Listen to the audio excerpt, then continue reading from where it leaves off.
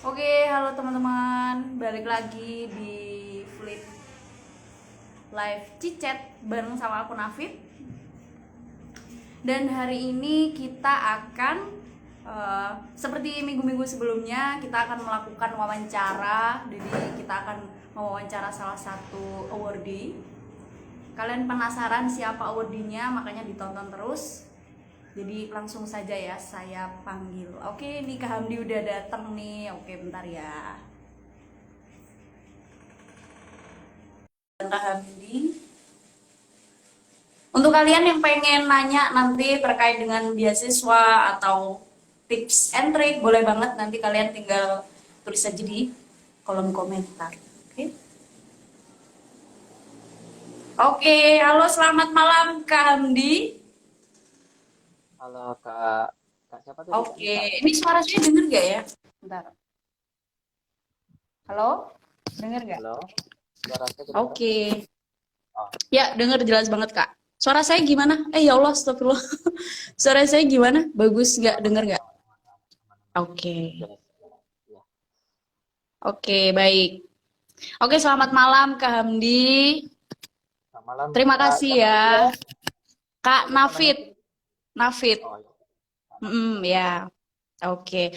Sebelumnya saya ucapkan terima kasih karena Kak Hamdi sudah meluangkan waktunya dan bersedia untuk share dan juga berbagi cerita kali ini malam ini gitu. Jadi terima kasih sekali karena sudah bersedia meluangkan waktu untuk kita semua nih yang mau dengar cerita Kak Hamdi.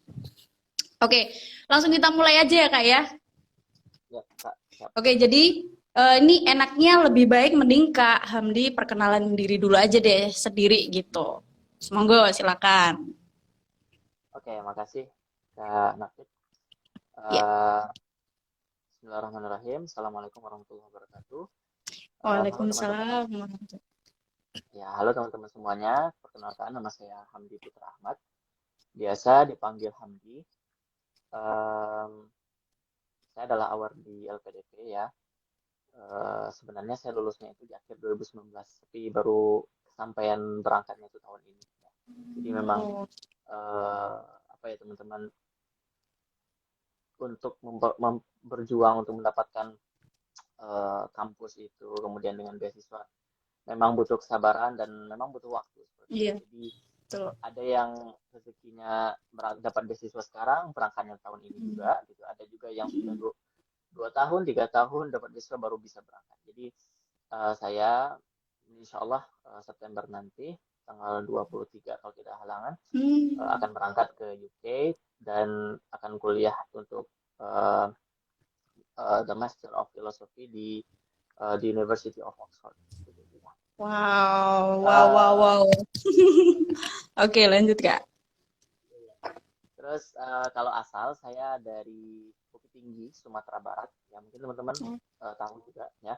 Bukit Tinggi, Sumatera Barat. Dan saya kuliah S1-nya dulu di Universitas Islam Negeri Sunan Kalijaga. Dan ketika saya di semester 4 apa 5 itu saya juga adalah eh, member of PARE students gitu ya. Jadi saya juga selama beberapa bulan itu belajar di sebuah kampung yang bernama Pare.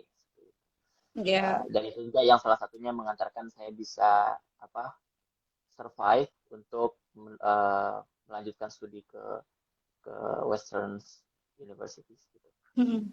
Oke. Lagi ya. Oke, gini saya aja yang tanya deh. Saya ini penasaran nih terkait dengan background pendidikan Kak Hamdi. Jadi boleh nih cerita dikit dulu tuh SMA-nya mungkin sekolahnya di mana gitu? Oke, lebih tepatnya saya bukan anak SMA, tapi saya adalah santri. Jadi dia teman-teman. Wow. Saya santri 6 tahun di pondok pesantren. Kalau santri Wow. kan orang biasanya kalau santri itu ke Timur Tengah gitu ya, ke Mesir, ke Iya, Madinah betul, gitu. betul. Ya memang em, apa ya istilahnya eh dulu itu cita-cita saya ya ke Mesir gitu kan. Cuman Hmm. saya juga ketika di Sanawiyah, sedikit cerita cerita dikit dulu. Di Iya, Sanawiyah boleh, itu boleh. ketika saya masih SMP ya, saya tuh Hmm. kayak punya ambisi. bukan ambisi lah ya, punya keinginan saya itu mau kuliah S1-nya di Mesir, kemudian S2-nya di Madinah, kemudian S3-nya di Oxford gitu. Gak tahu Ya. cuma ngarang apa gimana, pokoknya saya melihat tiga kampus ini salah satu kampus terbaik di dunia. Gak tahu saya tiba-tiba Betul. pengen Oxford, gak tahu gitu kan. Saya tulisin lah cita-cita saya itu di selembar kertas kosong, kemudian saya tempel di lemari. Ya udah, S1 Mesir, S2 Madinah, S3 Oxford gitu aja, nggak ada embel-embel yang lain gitu. Dari situlah Wow. kayak muncullah keinginan saya untuk belajar bahasa Arab, bahasa Inggris dan sebagainya. Uh, Actually ya, sebenarnya kan saya S1-nya itu alhamdulillah diberikan kesempatan untuk dapat beasiswa dari Kementerian Agama ya. Untuk namanya itu PBSB, kepanjangannya Program Beasiswa Santri Berprestasi. Jadi kita akan ditempatkan di beberapa universitas di Indonesia. Ada waktu itu ada sekitar 17 universitas dan saya dapatnya di UIN Sunan Kalijaga Yogyakarta seperti itu. Nah, disitulah setelah saya tamat dari pesantren, saya daftar untuk beasiswa ini. Di waktu yang sama saya juga daftar di Timur Tengah. Saya daftarnya di Madinah waktu itu. Cuman di sini dramanya terjadi di sini.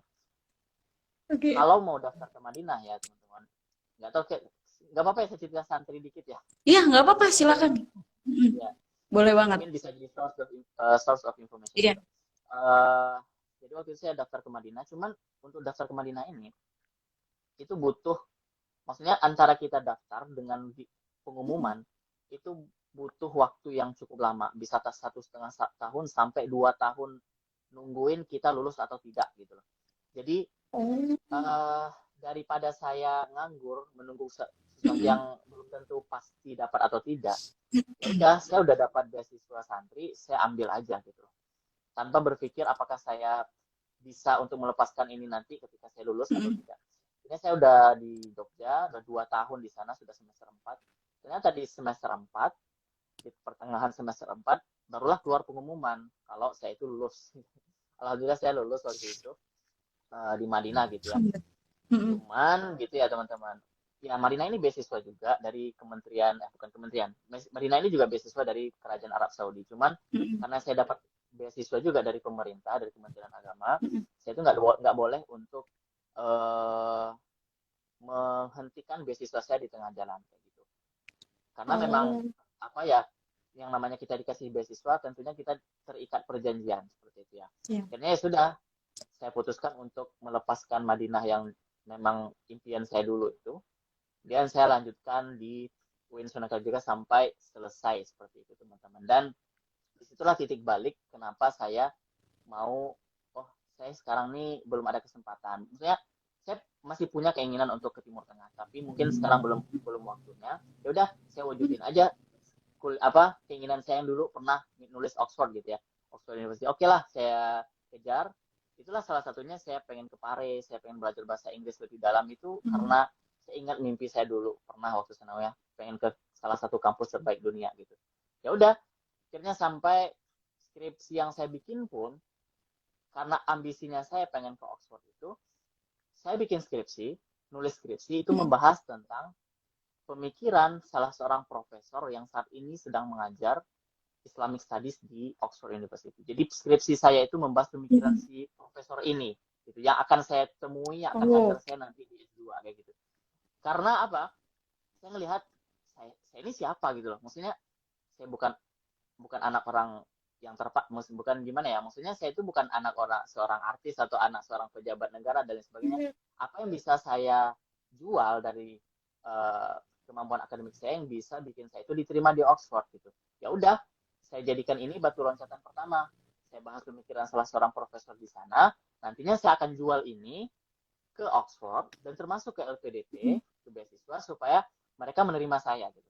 Oh, saya sudah punya track record yang menuju ke sana nih gitu. Akhirnya ya udah, alhamdulillah saya berhasil menyelesaikan skripsi itu dan saya tamat lulus di UIN Sunan Kalijaga tahun 2019 bulan Mei dalam waktu 3 tahun 5 bulan 7 hari waktu itu ya, 3 tahun 5 bulan 7 hari. Dan sedikit sharing teman-teman, alhamdulillah saya menjadi waktu itu wisudawan tercepat terbaik sefakultas dan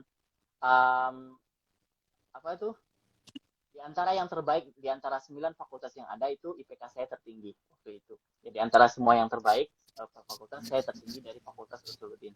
Disitulah juga yang apa istilahnya yang bikin saya semakin optimis kalau oh saya bisa nih di kampus ini saya bisa berarti saya juga bisa ke Oxford. Ada disitulah titik balik 2019 saya daftar LPDP dan di akhir 2019 saya lulus LPDP dengan beasiswa jalur afirmasi santri. Jadi teman-teman LPDP kan banyak nih jalurnya Mm-mm. gitu. Saya ambil santri. Kenapa? Karena ya santri itu nggak akan pernah lepas dalam diri saya dan toh nanti pun setelah saya lulus dari Oxford tetap bentuk pengabdian saya itu adalah tentang kepesantrenan meskipun nggak harus jadi ustadz ya nggak maksudnya nggak harus jadi Iya. ustadz di pesantren lagi gitu tapi yang penting nanti setelah itu kontribusinya adalah tetap berkaitan dengan pesantren dan dunia santri seperti itu Ya, gitu betul. gitu mungkin ya. Nah, Wow, saya terinspirasi sekali ya, karena saya dulu pernah juga nih Kak belajar di pesantren gitu, dan menurut saya kalau dulu pesantren Salafi gitu kan memang apa ya, susah begitu untuk bisa go internasional gitu pendidikannya. Nah ini saya penasaran nih, motivasinya dulu Kak Hamdi untuk melanjutkan pendidikan setinggi-tingginya tuh apa sih? Karena kan dari pesantren ya gitu. Sama ini juga, apakah pesantren Kak Hamdi dulu tuh adalah pesantren yang apa? Yang modern yang juga mengajarkan bahasa Inggris, bahasa Arab gitu atau gimana Kak? oke makasih kak pertanyaannya. Em, Kalau melihat background pesantren saya itu adalah pesantren yang sudah lama berdiri, tahun 1910 itu berdirinya, jadi sudah satu abad lebih. Namun, meskipun sudah satu abad, tapi dari awal pendirinya itu adalah orang yang sangat inklusif, gitu ya. Orang yang sangat toleran, terbuka, dan pemikirannya terbuka. Nama beliau adalah Syekh Ibrahim Musa. Dan itulah yang apa istilahnya turun-temurun ke santri-santrinya. Jadi dari pesantren Farabi ini, kami itu nggak hanya sekedar belajar kitab, nggak cuma sekedar belajar Al-Quran. Kita juga belajar matematika, bahasa Inggris, sosiologi, PPKN, IPA, biologi, kimia, semua dipelajari. Ya, cuman nanti ketika di tingkat aliyah atau di tingkat SMA, kita kan dibagi sesuai jurusan. Dan di pesantren saya ada juga 3 jurusan, IPS, IPA, dan agama. Kebetulan saya ambilnya agama. Nah, kemudian jadi itu latar belakang pesantren saya. Jadi pesantren saya itu bukan yang murni salaf ya, salaf gitu, bukan salafi, salaf ya. Artinya Iya. yang hanya eh, yang hanya belajar tentang kitab saja. Gitu. Enggak seperti itu. Nah, kemudian apa yang membuat saya tergerak untuk menempuh pendidikan itu enggak cuma pikirnya cuma di sini aja atau cuma di Timur Tengah aja belajarnya. Kenapa? Karena ya pikiran ini muncul dari satu dari pesantren juga yang cukup inklusif ya, cukup terbuka.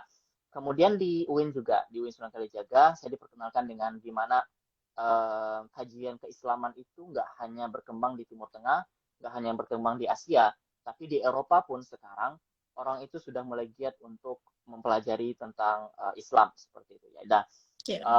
meskipun ya berbeda, ada yang Islamic Studies, ada yang Islamic knowledge dan sebagainya. Nah, jadi di situ saya sudah mengenal ini itu dari UIN Sunan Kalijaga Yogyakarta seperti itu. Nah, di samping sebenarnya saya juga melihat bahwasanya anak-anak santriwan, santriwati itu saat ini masih kurang dalam hal masih jauh tertinggal dari segi misalnya budaya literasi. Budaya literasi dalam artian maksudnya itu gimana mereka mampu bersaing di tengah pesatnya perkembangan zaman. Dunia itu semakin modern, dunia teknologi semakin ini. Jangan sampai santri itu hanya cuma taunya kitab aja gitu ya. Taunya cuma kitab gitu loh, hukum-hukum aja. Padahal santri itu punya kemampuan juga, misalnya gimana bisa apa istilahnya menguasai teknologi dan lain sebagainya gitu ya. Jadi justru bahkan santri itu saat sekarang ini dibutuhkan gitu, dibutuhkan di saat misalnya tanda kutip banyak anak-anak muda sekarang yang apa istilahnya tata keramanya sudah mulai luntur seperti itu. Nah, santri ini justru harus sebenarnya di garda terdepan gimana caranya menggait mereka atau berperan dengan wibawa yang mereka punya di pesantren itu untuk bisa memajukan Indonesia seperti itu. Nah, jadi saya melihat bahwa jangan dengan saya itu kuliah yang tinggi, dengan saya mengenal dunia lebih luas gitu ya.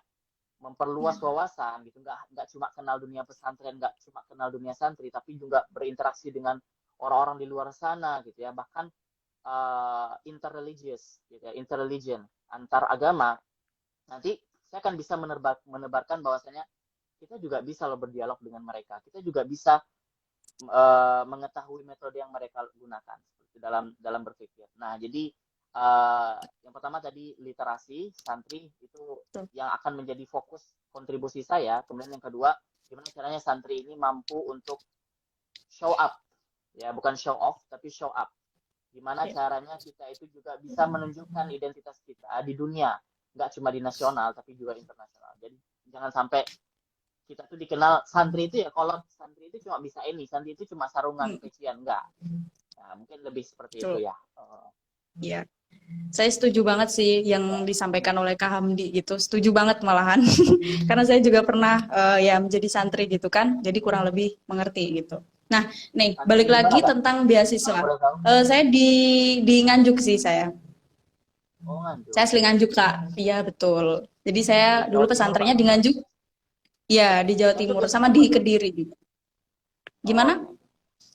Iya. Oke. Iya, Jawa Timur. Banyak banget. Oke, kita lanjut lagi pertanyaan terkait dengan beasiswa ya, Kak ya. Nih saya pengen nanya nih, kira-kira Kak Hamdi untuk proses mempersiapkan beasiswa nih berapa lama, Kak? Untuk memperjuangkan beasiswa LPDP ini gitu.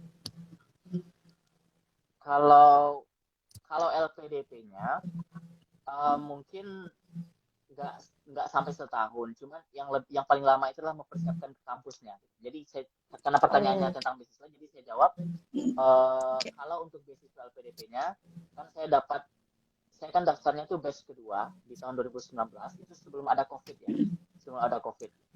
Nah itu saya mulai kepikiran untuk nyiapin bahan itu semenjak ya selesai saya sidang itu sekitar bulan Februari.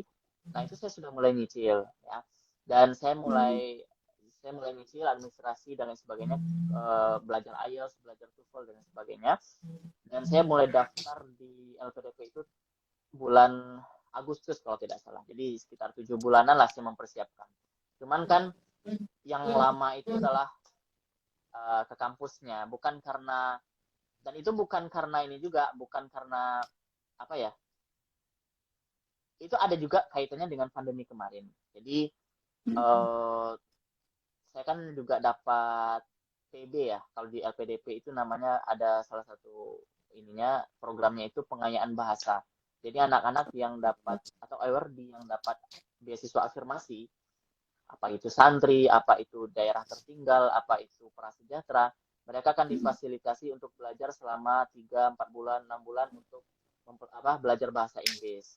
Kalau dia butuhnya IELTS, dia butuhnya TOEFL. Nah, waktu itu saya dapatnya IELTS dan pas juga di awal-awal kita belajar waktu itu di UGM ya, saya dapatnya di UGM 4 bulan, itu masuk pandemi dan terjadi lockdown secara besar-besaran, ya bukan lockdown sih namanya PSBB ya.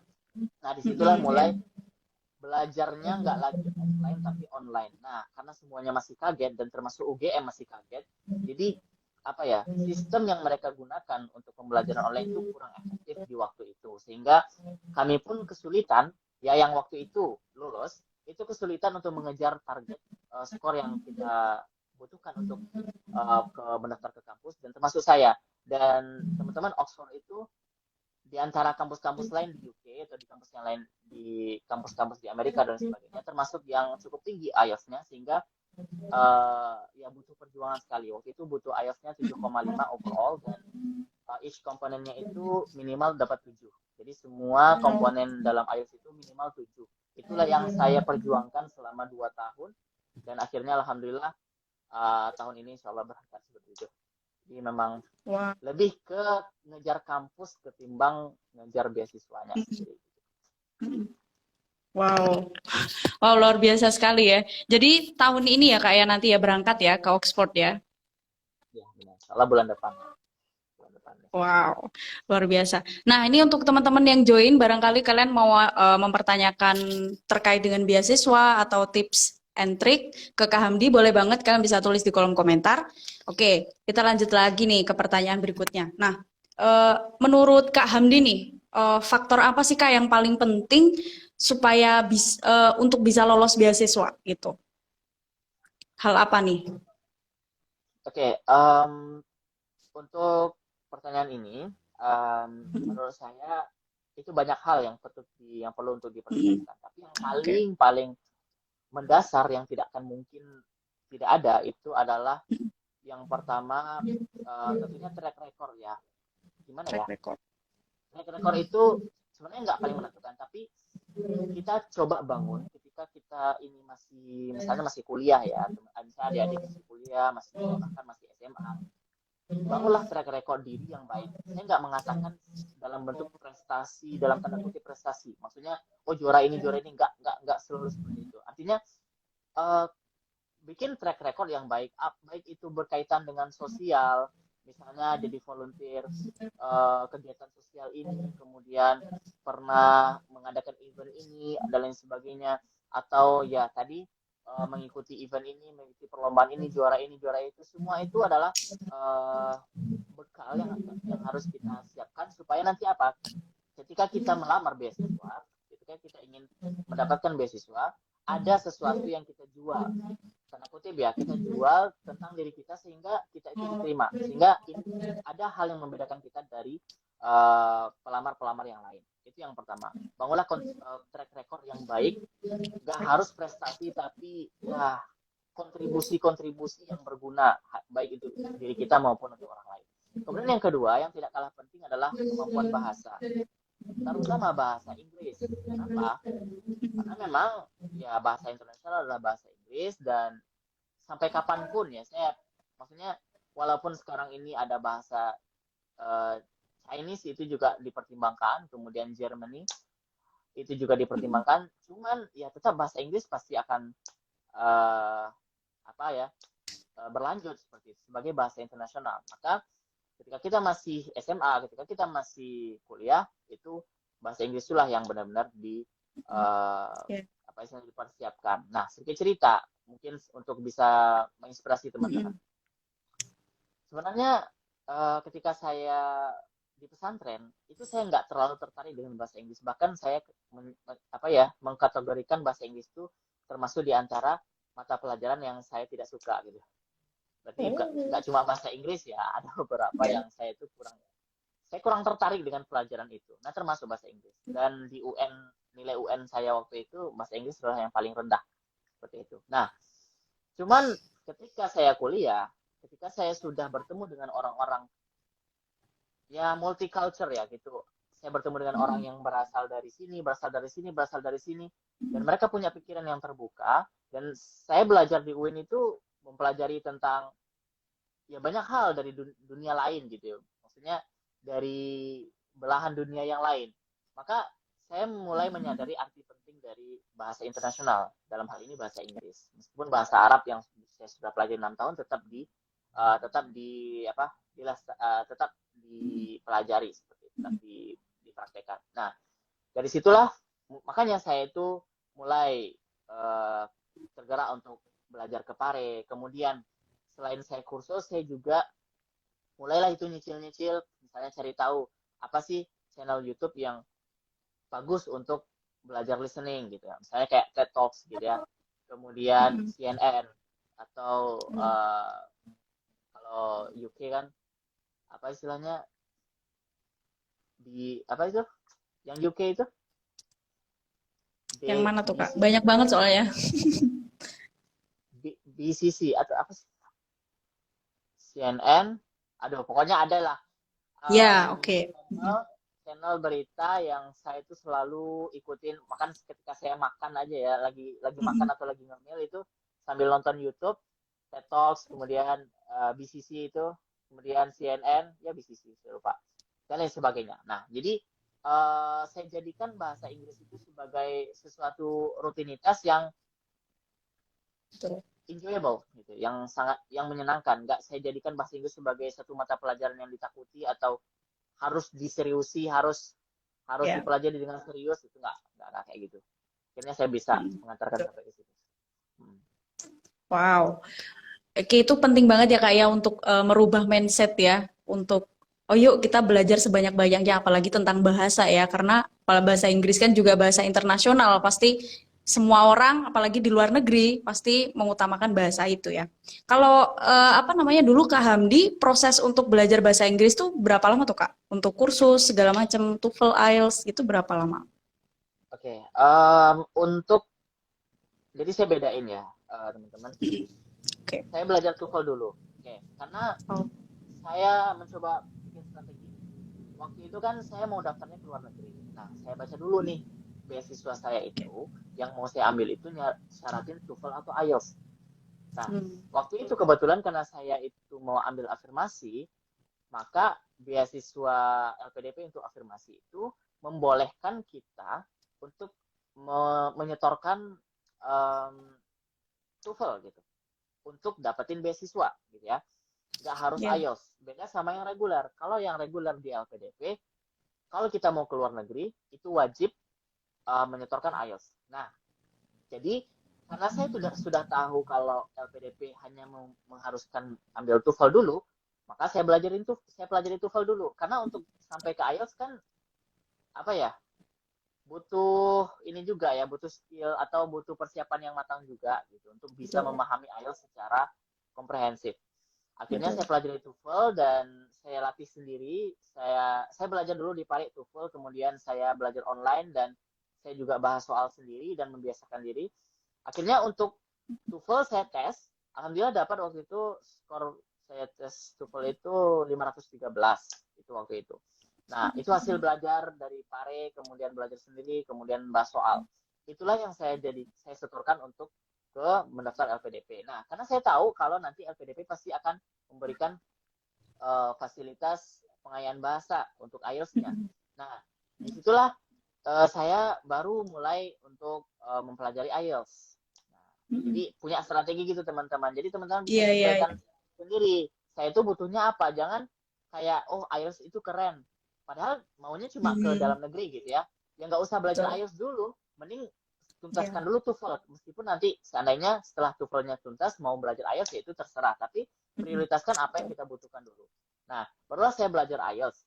Nah, belajar IELTS ini itulah yang kalau saya totalkan ya teman-teman dari semenjak saya pertama sebenarnya saya belajar IELTS sudah nyicil ya sudah nyicil dari setelah saya sidang ya mohon maaf saya salah salah ngasih informasi setelah saya sidang di bulan Februari 2019 saya itu mulai belajar IELTS mulai nyicil-nyicil dikit lah nggak yang serius banget jadi saya kayak cari tahu dulu nih IELTS-nya apa sih gitu nah cuman Ya. yang TOEFL itu sudah dari sebelumnya.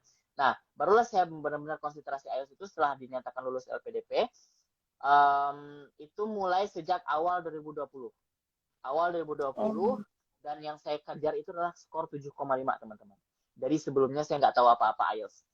Nah, jadi kalau teman-teman bisa kalkulasikan dari 2020 awal kemudian masuk 2021 saya itu sudah uh, saya itu sudah melakukan official test IELTS itu sampai 3 kali teman-teman. Saya itu sudah official test IELTS sampai 3 kali. Tes yang pertama itu sekitar bulan Juli tahun 2020 ya. Bukan Juli, Agustus apa ya? Agustus, kita Oh Agustus ya. atau September tahun 2020. Setelah saya IELTS di UGM. Maksudnya setelah saya kursus IELTS di UGM. Waktu itu saya baru dapat skor 6, teman-teman. Overall-nya 6, ya. Dan itu masih jauh sekali dari skor Ya, yang diminta oleh kampus Oxford University yang betul. 7,5. Kemudian karena saya waktu itu mau nggak mau harus daftar ke kampus, jadi gini teman-teman, Ya. saya sedikit cerita. Waktu saya daftar LPDP, itu saya cuma ambil satu kampus. Dan itu saya bisa kategorikan sebagai hal yang konyol mungkin. Bagi Ya. sebagian di satu sisi saya saya konyol sekali. Saya udah ngambilnya kampusnya sulit dan saya ngambilnya cuma satu. Itu mungkin orang bilang konyol, bukan nekat tapi konyol. Nah, tapi teman-teman, dengan ini pula sebenarnya yang memotivasi saya untuk bisa mencapai skor 7,5. Ya, gimana ya?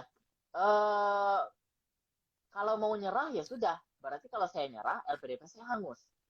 Tapi kalau saya maju terus, ya ada kemungkinan saya gagal, ada kemungkinan saya sukses. Ya udah, saya ambil kemungkinan yang sukses. Ya sudah, terlanjur saya cuma daftar satu kampus, ya mau nggak mau saya harus dapat 7,5. Akhirnya saya Iya. daftar lagi.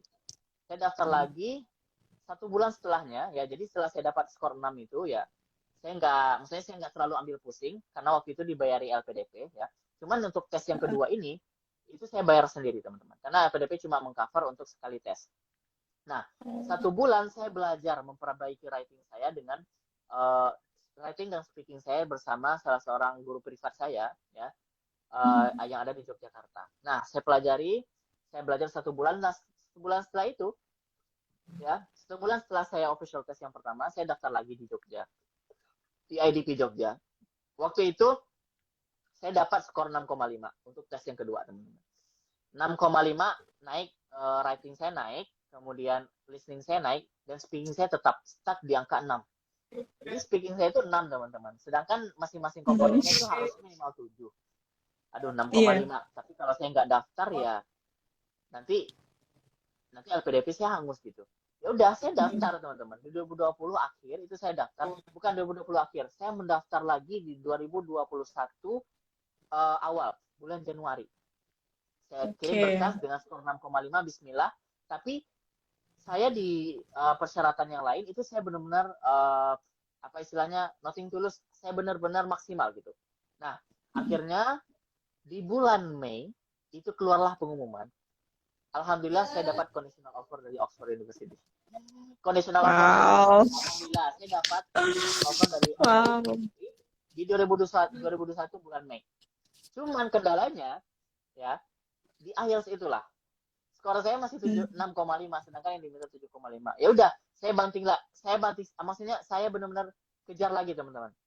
Nah, cuma masalahnya waktu itu LPDP belum ada lagi untuk memberikan kesempatan untuk beasiswa, belum membuka lagi pengayaan bahasa seperti itu kan. Jadi akhirnya saya berjuang sendiri, ya. Saya berjuang sendiri untuk mendapatkan unconditional offer ini, untuk menjadikan conditional offer ini menjadi unconditional offer. Cuman masalahnya teman-teman, waktu itu saya cuma dikasih waktu sampai bulan Juli 2021, dan ya untuk mencapai skor 7,5 itu nggak mudah ya teman-teman. Dari 6,5 ke 7,5 itu dikatakan impossible dalam waktu cuma 1 bulan atau 2 bulan. Ya sudah teman-teman, saya tetap berusaha. Saya daftar beasiswa. Saya daftar kursus privat, ya, dengan biaya sendiri. Kursus privat biaya sendiri, dan saya coba untuk berjuang lah untuk bisa seperti itu. Tapi ya nggak kejar, maksudnya nggak kekejar lagi teman-teman. Artinya gini, waktu itu juga ditambah lagi dengan pandemi.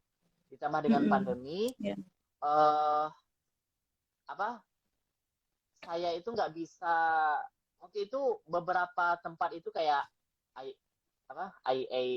IAIF ya, kemudian IDP, kemudian apalagi British Council itu tutup, kantornya tutup karena PSBB total waktu itu.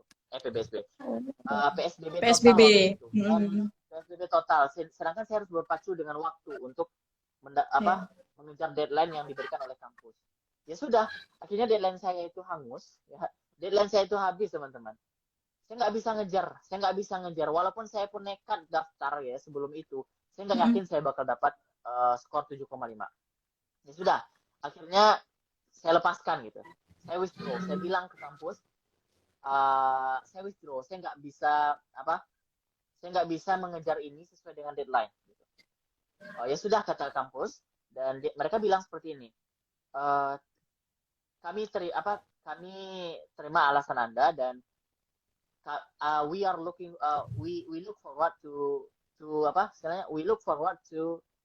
receive from you again, katanya. Kami menunggu untuk mendapatkan aplikasi lagi. Kamu daftar lagi tahun depan, katanya. Dengar kata-kata kayak gitu di email, ya, dengar kata itu saya semangat lagi. Oh, berarti dia nungguin nih. Maksudnya tuh kayak, oke, kamu nggak bisa tahun ini, we look forward to receive from you again. Kita nunggu lagi kamu ngirimin pendaftaran lagi. Oke, saya semangat. Akhirnya saya dapat kesempatan untuk bisa dari LPDLP lagi teman-teman. Saya kursus di ITB gitu. Saya kursusnya di ITB teman-teman. Dapat 3 bulan lagi. Nah disitulah saya benar-benar saya nggak nyanyain waktu ini, nggak nyanyain kesempatan ini. Selama 3 bulan, meskipun masih online ya teman-teman, masih online.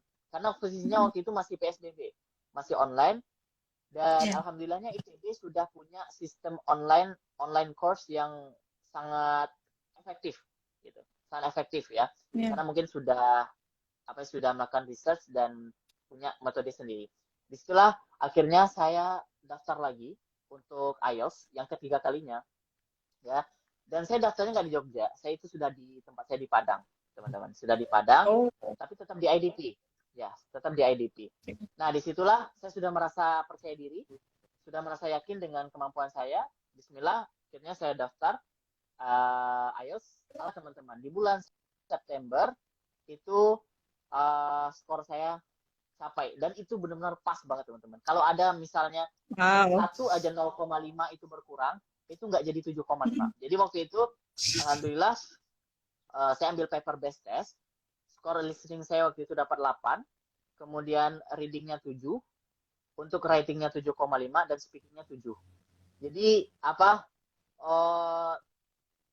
memang benar-benar kayak kalau ada aja satu yang kurang, itu bisa aja skor saya itu nggak jadi, gitu. Nggak jadi 7,5.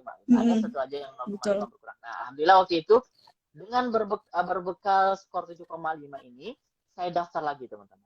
Mulai buka bulan September itu, mulai buka Oxford, saya daftar langsung. Padahal deadline itu masih bulan Februari.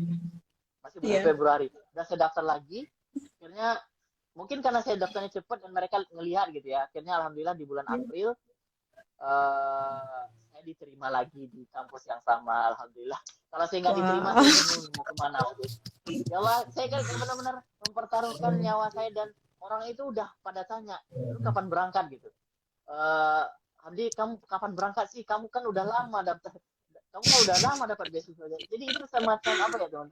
Semacam di satu sisi sebagai sebuah beban bagi saya, ya, yang selalu menghantui pikiran saya. Tapi di sisi lain itu saya jadi sebagai batu loncatan, saya akan buktikan kalau saya bisa.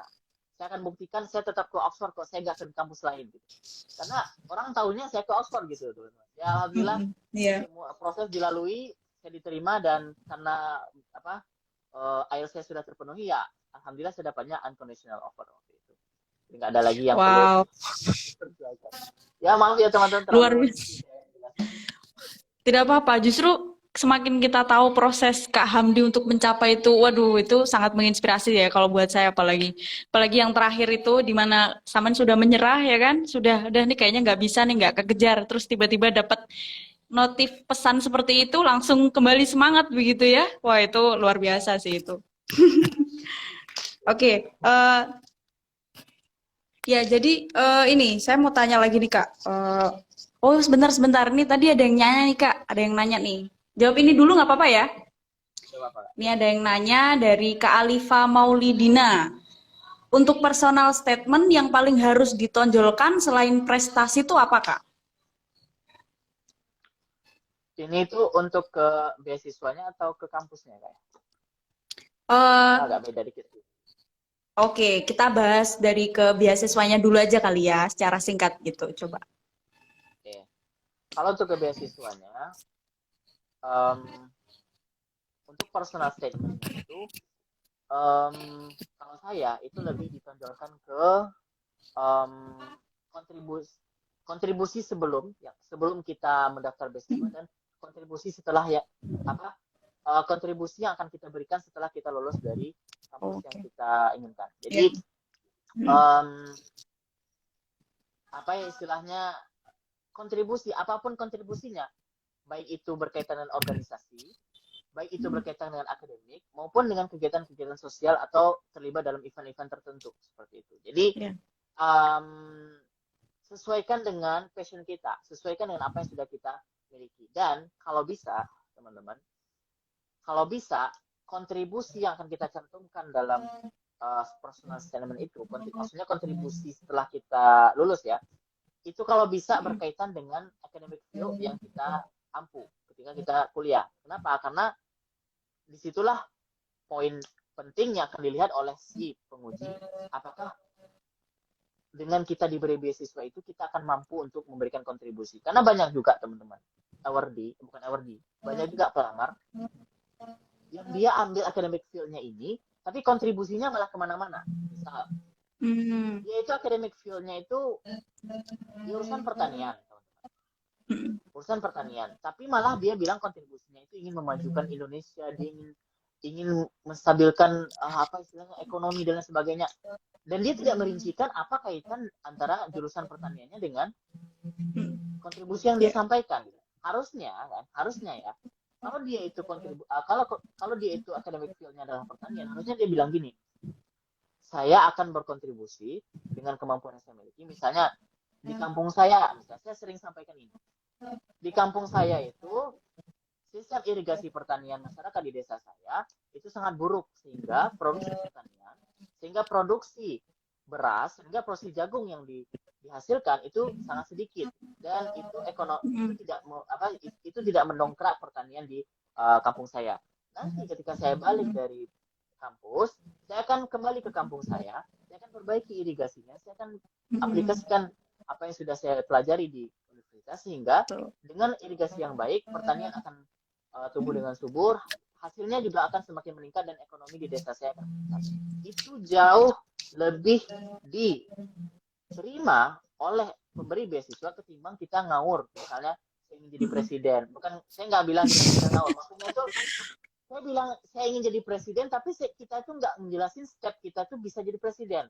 Kita cuma pengen jadi menteri, pengen jadi ini, pengen pengusaha, pengen jadi pengusaha kaya raya yang akan mensejahterakan Indonesia, tapi kita nggak mengkorelasikan itu bisa terwujud dengan passion kita, dengan academic field kita. Jadi carilah kontribusi yang sederhana, teman-teman, yang applicable, yang memang kemungkinan besarnya bisa kita lakukan, ketimbang menghayal sesuatu yang tinggi tapi kita nggak tahu caranya gimana gitu.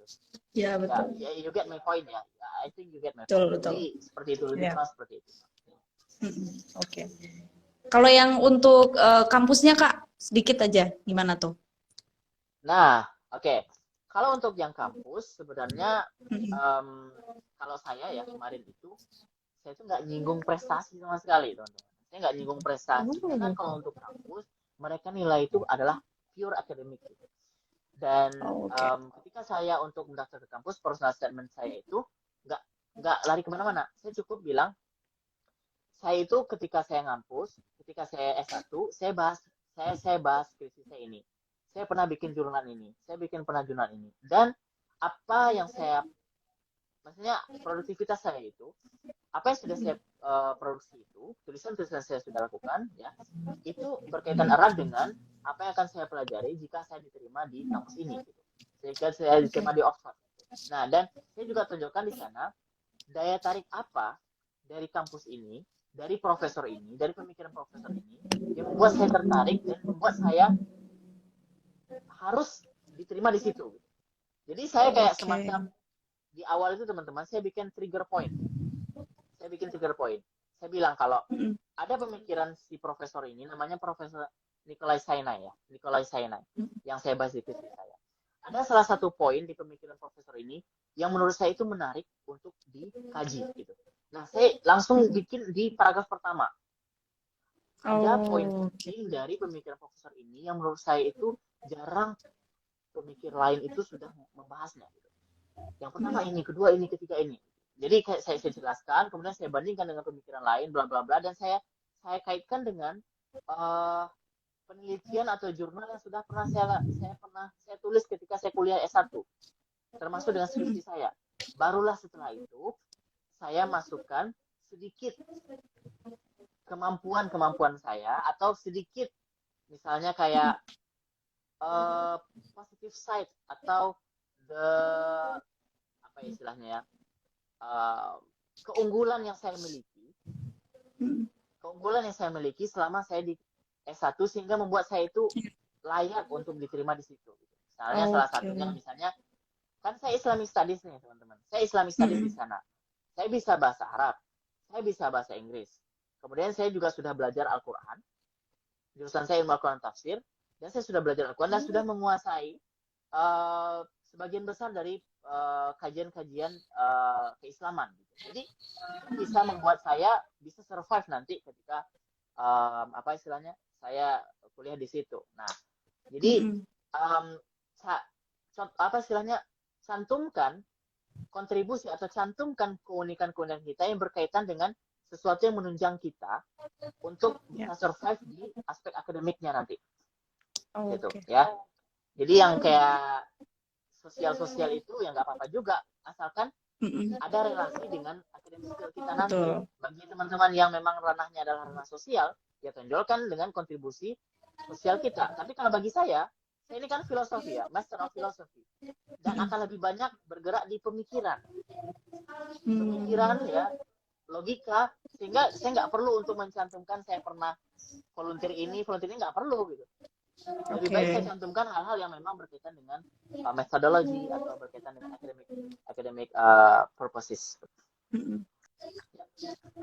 Mm-mm. Oke, ya. Terima kasih ya Kak sudah menjawab pertanyaan dari Kak Alifa tadi.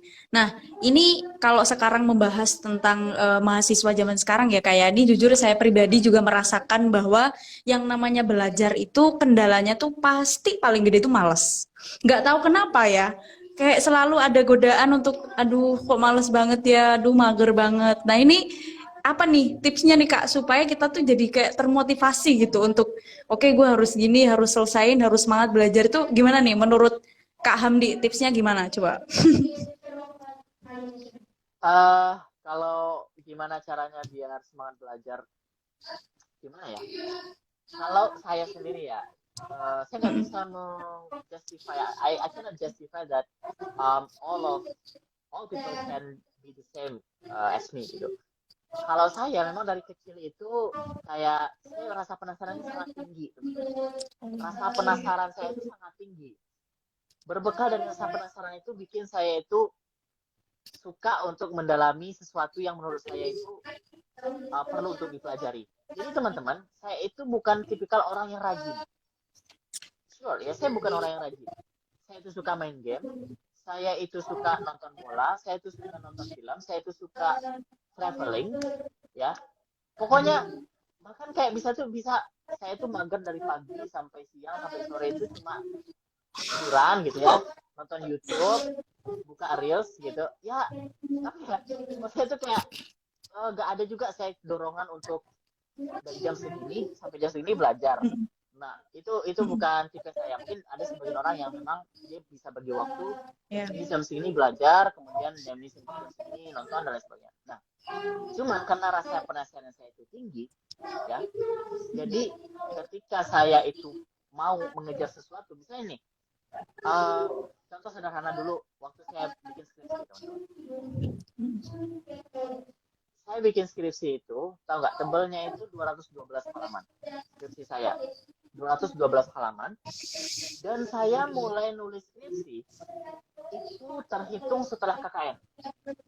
Setelah KKN 2018 itu sekitar bulan Oktober, teman-teman. Saya ingat 4 Oktober saya selesai KKN. Dan saya sudah sidang di tanggal Oktober, November, Desember, 7 Februari. Dalam waktu 4 bulan, saya bikin skripsi dengan tebal 212 halaman. Dan yang saya kaji itu bukan kajian Indonesia, tapi yang saya kaji itu adalah pemikiran seorang profesor di Oxford. Which, ya, kalau saya bisa ibaratkan, kalau saya bisa deskripsikan teman-teman, bahasa yang dia gunakan dalam buku primer yang saya kaji itu kalau baca satu paragraf itu bisa 3 kali, bisa 3 hari saya baru bisa paham tuh. Satu paragraf itu saya ada beberapa paragraf ya, untuk bisa paham, benar-benar paham paragraf itu butuh 2 hari. Nggak bisa sekarang saya diamin dulu, besok saya baca lagi. Nggak bisa paham, besok saya baca lagi, baru bisa benar paham. Nah, tapi karena saya ada sebuah motivasi waktu itu. Saya pengen jadi tercepat terbaik. Saya nggak pengen, pokoknya tuh saya pengen jadi tercepat dan terbaik. Ya, waktu itu saya punya ambisi gitu. Akhirnya karena ambisi itu, mau nggak mau saya itu belajar dari pagi sampai malam, selingin main game, seling main nonton bola dan sebagainya, saling main futsal gitu ya. Dan apa istilahnya, saya jadikan itu sebagai suatu rutinitas yang menyenangkan aja, nggak ada pressure di sana. Hmm. Meskipun di sisi saya press diri saya, oh kamu harus lulus bulan ini, kamu harus jadi tercepat terbaik, jangan sampai ada orang lain yang mendahului kamu sidang gitu ya. Sampai saya bilang kayak gitu diri saya. Akhirnya saya kejar itu. Ya, dalam waktu 4 bulan saya bisa menyelesaikan skripsi setebal 212 halaman, dan alhamdulillah waktu itu saya dapat nilai A dari skripsi saya. Nah, jadi teman-teman, saya itu tipikal orang punya penasaran yang tinggi. Bahkan ya, sekarang ini karena saya itu penasaran, saking saya penasaran, saya itu juga sekarang ini bukan fokus, saya itu senang dunia edit gitu. Misalnya edit video, edit foto, bikin pamflet gitu ya. Bahkan saya juga punya channel YouTube dengan istri ya, teman-teman. Nah, Oke. bikin thumbnail itu saya edit sendiri. Bikin pamflet saya bisa sendiri. Itu bukan saya belajar, tapi karena rasa penasaran, saya ngelihat orang ngedit itu kok bisa ya. Akhirnya saya otodidak. Saya buka YouTube caranya gimana. Bahkan saya itu misalnya memperbaiki laptop. Kan nggak pernah saya itu belajar IT ya dari sejak saya pesantren. Tapi karena saya itu rasa penasaran tinggi, akhirnya saya buka YouTube lah. Saya bongkar-bongkar sendiri. Saya bisa perbaiki laptop saya sendiri. Saya bisa perbaiki HP saya sendiri dan lain sebagainya. Jadi teman-teman, jadi ya intinya saya itu belajar karena memang ada sebuah rasa ketertarikan dari diri saya. Karena kalaupun saya itu lagi malas belajar, ya udah saya nggak akan belajar. Kalau lagi malas saya nggak akan belajar. Lebih baik saya nonton. Lebih baik saya itu keluar gitu ya, jalan-jalan kayak motor, pokoknya main futsal lah, nonton berjam-jam gitu, nggak habis-habis gitu. Saya lebih milih kayak gitu. Ketika saya lagi malasnya. Tapi kalau saya punya penasaran tinggi, saya pengen nulis ini, saya bikin jurnal ini, ya saya tulis gitu. Nah, gitu. Teman-teman, saran saya, carilah sesuatu yang kalau memang teman-teman ingin passionnya di akademik, ya bikin akademik itu menyenangkan. Bikin akademik itu memang sesuatu yang kita cari. Jangan berangkat dari sebuah keterpaksaan. Kalau berangkat dari sebuah keterpaksaan, ya nggak akan, pasti malas gitu. Malas itu adalah fitrah ya. Jangan sampai kita berasumsi ini, orang yang pintar itu adalah orang yang selalu belajar. Enggak juga. Yang dari pagi sampai malam belajar, enggak. Orang yang pintar itu ya mereka punya waktu untuk bermain gitu. Kalau malas ya malas aja gitu. Jangan sampai bilang kalau malas itu suatu hal yang gimana ya. Ya enggak juga. Tergantung pandai-pandai kita itu membagi waktu aja. Oke. Berarti memang rasa penasaran tinggi itu memang membuat semangat kita tuh lebih menggebu-gebu gitu ya Kak ya? Oke, itu berarti bisa jadi masukan juga nih buat teman-teman semua. Sebenarnya males tuh nggak apa-apa teman-teman. Males tuh nggak salah, tapi jangan terus-terusan. Terus kalau pengen menginginkan sesuatu, udah langsung tekuni aja belajar gitu ya Kak ya? Oke. Nih ternyata tuh nggak terasa ya, udah hampir 1 jam nih kita melakukan live ya. Nah ini aku ada pertanyaan terakhir nih, bukan pertanyaan sih, lebih tepatnya ke pesan nih dari Kak Hamdi untuk para scholarship hunter yang sedang memperjuangkan beasiswa. Apa nih masukan, tipsnya dari Kak Hamdi untuk teman-teman semua yang sedang memperjuangkan beasiswa? Oke, untuk pesan ya teman-teman. Saya selalu sampaikan ini dalam setiap sharing yang saya sharing ya kalau diminta untuk. Yang pertama kita harus sadari dulu kalau kita mau mengejar beasiswa, kita harus sadari dulu sebenarnya kita cari beasiswa itu untuk apa. Sebenarnya kita untuk kuliah yang tinggi itu untuk apa. Jangan cuma sekedar misalnya ngeliat orang lain sekolah tinggi, ini kayak dia sekolah tinggi, dia gini, aku pengen juga lah. Tapi kita nggak tahu sebenarnya, kita nggak tahu jalannya. Kita harus ngomong dulu ke diri kita sendiri. Saya mau ngambil beasiswa nih, saya mau ngambil beasiswa. Kapasitas saya itu udah di mana sekarang? Apa yang harus, step apa yang harus saya jalani dulu? Jangan ujub-ujub lihat orang, udah ini, besok aku daftar beasiswa. Nah, bisa aja kita kayak gitu, boleh saja, asalkan kita siap untuk gagal. banyak orang Betul. teman-teman, dia itu ngebet pengen ngejar beasiswa, tapi dia nggak siap gagal. Nah, itulah banyak orang itu putus asa. Akhirnya dia bilang, Hmm. saya nggak akan bisa nih, saya nggak akan mungkin bisa berhasil nih. Ya udah, saya nggak jadi. Pokoknya kegagalan itu dia jadikan sebagai sesuatu yang benar-benar tragedi yang nggak akan pernah dilupakan dan nggak bisa bangkit. Nah, jadi teman-teman, Hmm. kalau kita mau beasiswa, kita sadari dulu pentingnya apa. Ini buat masa depan saya itu jadi apa? Ini pentingnya apa untuk masa depan saya dan step apa yang harus saya jalani. Saya siap nggak gagal. Kalau saya siap gagal, saya siap juga. Kalau saya itu siap untuk mendaftar, maka harus siap gagal.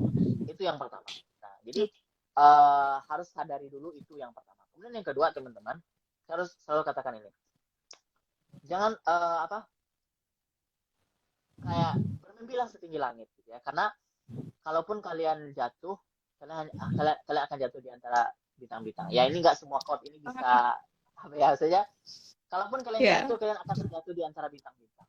Nggak semua setuju dengan quote ini, gitu ya. Nggak semua setuju dengan quote. Tapi bagi saya, quote ini cukup membantu. Maksudnya nggak ada salahnya loh kita bermimpi setinggi langit gitu. Nggak ada salahnya kita bermimpi yang tinggi. Toh kalaupun misalnya mimpi itu nggak kesampaian, paling ya nanti misalnya kita mimpi jadi presiden, tapi nggak kesampaian ya paling nanti jadi menteri lah gitu. Misalnya kan. Oh misalnya mimpi Ya. jadi gubernur, oh nggak sampai jadi gubernur, oh tidaknya nanti jadi bupati. Ketimbang kita nggak bermimpi sama sekali, nggak akan pernah kesampaian, Betul. nggak akan pernah kesampaian. Betul. Nah itu yang kedua. Kemudian yang terakhir, yang ketiga, saya selalu ingat quote dari salah seorang profesor dari perempuan ini di Jepang, Indonesia dan sekarang itu bekerja di Jepang. Beliau mengatakan seperti ini. Kalau mimpimu itu belum membuatmu takut, maka kamu harus mengganti mimpimu. Kalau mimpimu itu belum membuatmu takut, kamu harus mengganti mimpimu. Artinya apa? Kalau seandainya mimpi kita itu belum bikin kita itu kayak tertantang gitu ya kita harus ganti. Karena kalau mimpinya biasa-biasa aja ya berarti ya nanti hasilnya mungkin paling mentok ya sesuai dengan yang kita ekspektasikan atau biasanya di bawah itu gitu ya. Nah, jadi Oke. teman-teman jangan pernah takut bermimpi, daftarlah beasiswa dan kita harus siap gagal gitu ya. Kita harus siap gagal dan jangan anggap apa istilahnya orang yang sudah sukses beasiswa itu nggak pernah mengalami kegagalan dalam hidupnya. Banyak sekali penerima Betul. beasiswa itu ya mengalami pasang surut kehidupan. Orang kan Ya. tahunya itu cuma ketika dia sudah lulus aja. Oh dia kuliah di Ya. sini, dia dapat beasiswa ini. Orang tahunya ketika dia sudah sukses, tapi orang nggak pernah mau tahu atau orang nggak tahu gimana dulu sebelum dia berhasil itu perjuangannya sangat sangat sangat ya sangat berat. Jadi Betul. Betul. itulah yang harus kita lalui dalam hidup. Step-step itu kita pelajari dan mudah-mudahan teman-teman yang mendengarkan ini ya semuanya ya bisa apa istilahnya mendapatkan sesuatu yang memang diinginkan ya. Amin. Dapat Amin. beasiswa, Amin. dapat kampus-kampus Iya. yang memang Amin. di Amin. Amin. Amin. Amin. Oke. Oke, Kak. Ini sebelum kita tutup nih ada yang nanya nih. Kakak mau jawab nggak? Oke. Saya bacain ya boleh. pertanyaannya ya nih. Jadi ada yang nanya, Kak mau tanya dong, gimana strategi dapetin beasiswa di Oxford? Sedangkan kita memilih jurusan History Study Islam. Nih, gimana nih, Kak? Dapat beasiswa di Oxford. Mm. Maksudnya itu gini, apa saya salah tangkap? Maksudnya saya yang konfirmasi dulu. Mungkin maksudnya gini ya. Kan saya beasiswa LPDP. Saya dapat beasiswa. Kok bisa beasiswa LPDP itu mengizinkan saya untuk belajar Islamic Studies di Oxford gitu ya, yang notabene-nya bukan kampus Islam gitu ya. Mungkin kayak gitu. Saya nangkapnya itu nggak tahu ya benar apa. Oke. Persepsiin aja kayak gitu ya. Saya ya. Ya, boleh, Kak. Memang betul. Ketika saya diwawancarai oleh interviewer LPDP, ada 3 orang waktu itu, saya cukup lama di sini. Dia bilang, loh kamu kan anak pesantren, kamu kan santri, kamu kan lulusan pesantren nih, ngapain kok belajar ke Oxford malah Islamic Studies? Kenapa kok nggak ke Mesir aja? Misalnya kayak gitu. Lalu saya jawab, gini Bu, memang betul bahwa Oxford itu bukan kampus Islam. Dan studi Islam itu ya sebenarnya saya bilangnya kayak gini, Pak, saya punya prinsip. Kalau kita mau menjadi orang yang profesional di academic field kita, di bidang kita, kita nggak boleh yang namanya memilah-milah ilmu pengetahuan. Kita nggak Betul. boleh memilah-milah ilmu pengetahuan. Dan Betul. nyatanya saat ini, ya, nyatanya saat ini di negeri Barat itu Islamic Studies itu sudah beberapa dekade itu dipelajari. Islamic Studies itu adalah merupakan salah satu bidang yang dipelajari di kampus. Itu maksudnya di Ya. Faculty of Oriental Studies, ada Middle Eastern Studies, itu studi Timur Tengahan, ya. Dan itu apa istilahnya tidak lagi orientasinya itu orang belajar Islam di Barat itu bukan lagi orientasinya kayak yang selama ini kita dengar ya. Oh, mereka itu bertujuan untuk memurtadkan umat Islam, bertujuan untuk apa istilahnya itu melakukan misionaris, nggak ada. Itu nggak ada lagi dalam Islamic Studies di zaman sekarang, ya teman-teman. Jadi Ya. itu perlu untuk di notice. Kenapa? Sekarang itu Islamic Studies itu adalah apa istilahnya orang lebih ke dialog gitu. Misalnya antara orang yang belajar misalnya Bible gitu ya, belajar Hebrew, belajar Quran, mereka melakukan dialog gitu. Bukan berarti misalnya kalau kalah dialog, oh kamu masuk agama ini. Nggak ada lagi kayak gitu. Kita dialog ya sekedar dialog. Dia menemukan Ya. teman baru. Gitu. Jadi tidak ada namanya di situ, namanya mengislamkan atau mengkristenisasi dan sebagainya. Tidak akan ada. Justru dengan kita berdialog, dengan mempelajari metode mereka, hal-hal yang baik kita ambil, hal yang tidak, ya kita tinggalkan. Kita tidak ada dalam namanya di dalam studi Barat itu, kamu harus ikut ini, saya harus ikut kamu, nggak ada. Karena mereka itu ya silakan kamu melakukan penelitian mana yang kamu nggak pernah asalkan kamu bisa mempertanggungjawabkan apa yang kamu ini. Jadi pijakan saya ketika saya diuji oleh mereka itu oleh penguji beasiswa, saya katakan saya ingin profesional Pak, saya kan jurusan saya melakukan tafsir Pak, saya ingin profesional di bidang saya nggak mau memilah-milah ilmu pengetahuan. Oh mentang-mentang saya Islamic Studies, saya harus belajarnya cuma ke Timur Tengah, saya nggak boleh belajar ke Barat. Sedangkan di Barat juga mempelajari Al-Quran, Pak. Saya harus tahu itu. Kalau nggak, gimana saya berdialog dengan mereka? Saya hanya bisa menyalahkan mereka aja tanpa tahu dasar mereka. Itu nggak boleh. Yang namanya dalam Islam itu kita diharuskan bertabayun.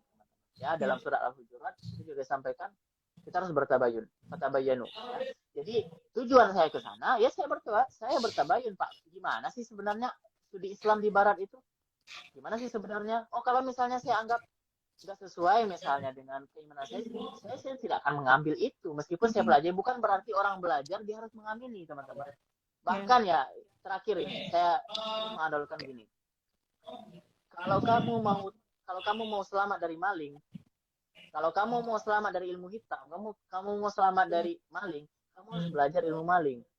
Ya, kalau kamu mau selamat dari pencopet, kamu harus belajar ilmu copet. Kalau enggak, kamu nggak tahu, kamu bisa dikibuli. Ya, jangan cuma ilmu copet berarti saya harus ikutin, ya nggak kayak gitu juga. Saya nggak mengatakan ilmu studi Islam di Barat itu ilmu yang negatif, tidak juga sebenarnya teman-teman. Tapi kan kita tidak tahu ya mana yang baik kita ambil, mana yang buruk tidak kita ambil. Sama juga dalam internal umat Islam.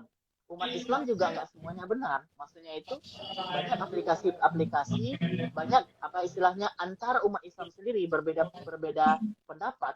Itu bahkan saling menyalahkan seperti itu. Bahkan ada yang mengkafirkannya. Buat apa seperti itu kan nggak perlu teman-teman. Jadi ya complicated sebenarnya kalau dibahas satu persatu. Tapi intinya seperti itu teman-teman. Ya.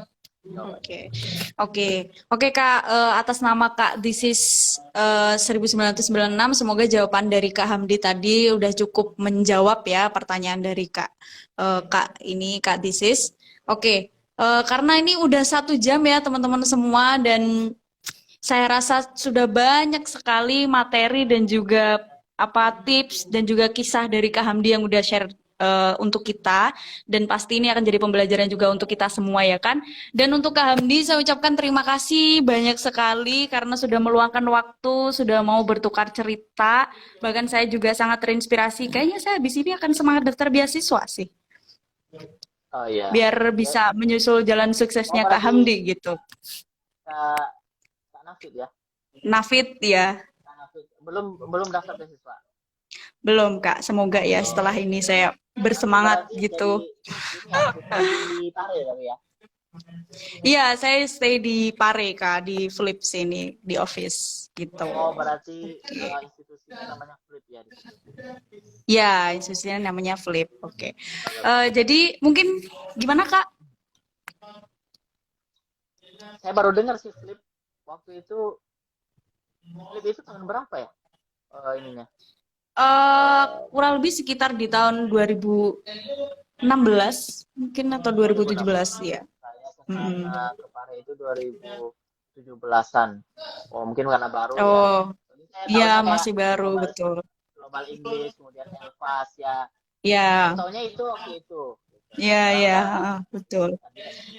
Sekarang sudah banyak sekali Kak kursusan di Kampung Inggris Pare. Jadi untuk teman-teman semua nih yang sedang eh, bingung soal bahasa Inggris, langsung aja datang ke Kampung Inggris Pare, banyak sekali kursusan. Dan kalau kalian mau kursus di Flip juga saya senang hati sekali akan bantu teman-teman semua untuk bisa lancar dan jago bahasa Inggris gitu. Oke, untuk Kak Hamdi, nih saya ucapkan terima kasih. Semoga nanti keberangkatannya lancar, semoga sukses selalu.